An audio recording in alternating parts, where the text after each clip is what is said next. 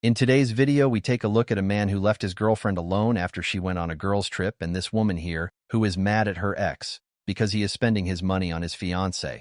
But before we jump in, please make sure to subscribe the channel and turn on the bell notification. I think he's spending all his money on his new fiance. So you're mad about that? Yeah, I'm pretty mad about it. Okay. Well, get over it. That's the first thing. Talk about your situation. You were married for 14 years, correct? Yes. I did not work when I was married. Oh. Zero. And Wait. then 2 years after my divorce, he opened a case for child support. Based. And then within a year, I became over a year, I had companies that they were making multi-million dollars. And then when he found out that I'm making money, he came after me. He opened the case, and then Equality. yeah. Wait. So okay, are you still paying alimony? No, after they were 18 years old, faster. after they were 18 years old, I stopped. Oh, after the kids? The kids were 18. Well, that's child support. But Child what about support. alimony? No. I only paid child support. You didn't pay alimony? Uh-uh. Okay. Even though you were married were you married in California? Yes. Did he attempt to go for alimony? I can't remember. I was married for a long time, and I never worked in that 14 years. I worked after my divorce. Yeah, I'm sure it's complicated by that. But, Yes. So, but you were paying him child support? Yes. How much were you paying in child support? 70,000 a year. Quality. Very rare sight in today's world. But that's what modern women get when they mindlessly jump on the equality train without thinking about the effects it could have on them. And still, she didn't pay him any alimony. But in almost all cases, a man has to pay it, and they can't escape it no matter what. Hey. Wow. Why didn't he go for alimony? I mean, okay. Because I did everything in order not to pay him. Ah, okay. Yeah. There you go. There you Yeah, go. good Okay. for Well, you. well, I will say this: while it is certainly the case that some women will pay men child support or alimony, my understanding is that 90% of child support payments go from men to women, and 97% of alimony payments go from men to women. So, I suppose if you're a woman and you're making a shit ton of money, to be fair, in the court system there is a bias against men. However, if you're the breadwinner as a woman, if your husband wants to, he can go after you for alimony and child support if they were children. But in any case, if you're a man and you're the breadwinner, which is still the majority of relationships, I don't recommend it for men. So I don't think men should get married. Quality. Men should only get married if the woman proves them from time to time that she isn't after their money, is loyal no matter what happens with him, and has traditional values. And if they can't prove their case, then as he said, there is no need for men to get married. So when I actually, Mandy, walked out of that airport, no one knows this, but I was looking around for him. I know. And I thought he was going to be there. I know. And I thought he was going to be like, Anna, the only thing you did is block him before a Hindu, which was like a relaxation retreat. But and really, you got pushed to that. But I didn't even do it right before. If I blocked him hours before going, I understand. It happened 4 days before. So it's in a way, I was so unhappy because I was compromising on so many things, like his work and other things that I don't need to go into. But I was compromising on so many things. And then plus when this engagement thing came up, I just thought it's another thing that I have to compromise on. I don't want to, yeah? I'm unhappy. So I ended it in a way of I was hoping in the back of my head that he will come back and be like, I love you so much that let's work this out. So a little bit of context here. This woman went on a girls' trip when his partner had point blank told her not to go, or she would be single when she comes back.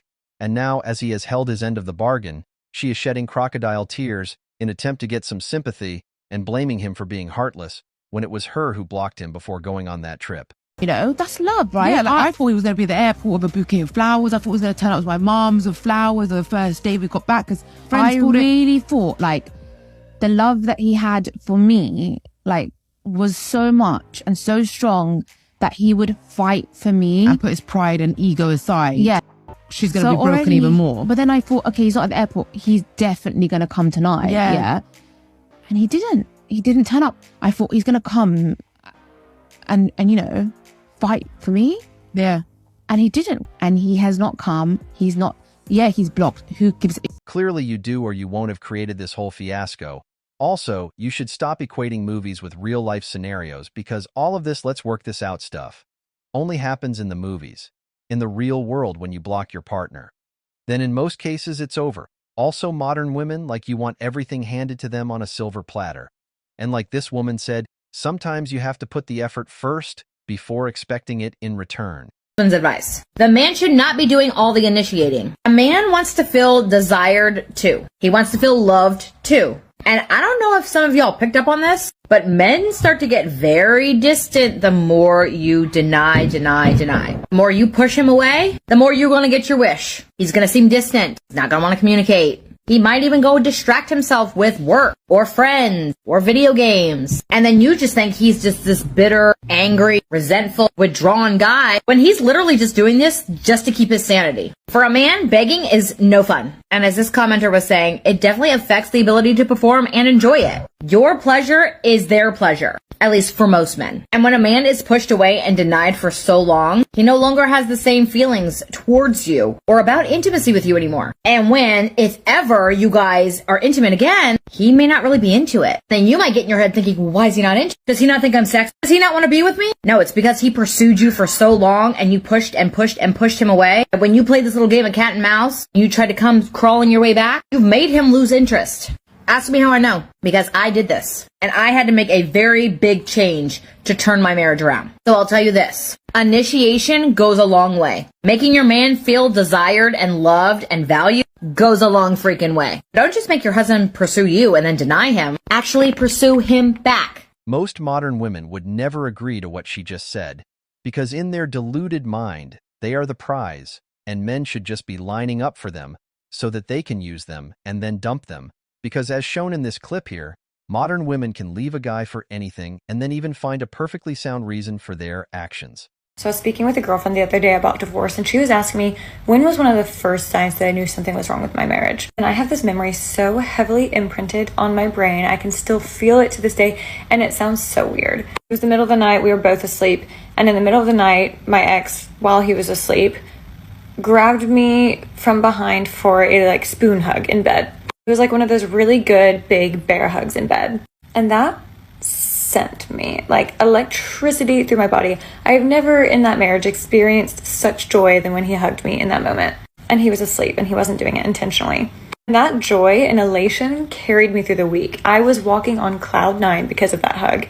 And I kept thinking about it, and I started thinking, like, in hindsight, obviously, why am I so excited about a simple hug when he was unconscious? That's how little I had the affection that I needed. And it kind of clicked. I was like, that tiny little absolute nothing moment ended up being the best thing in my marriage that week. And that incident is what made me start kind of taking inventory of my relationship and taking a really hard look at it and realizing all the holes that were in my marriage. Okay, calm down. I did not divorce him because of the hug. It was years after that we ended up getting divorced.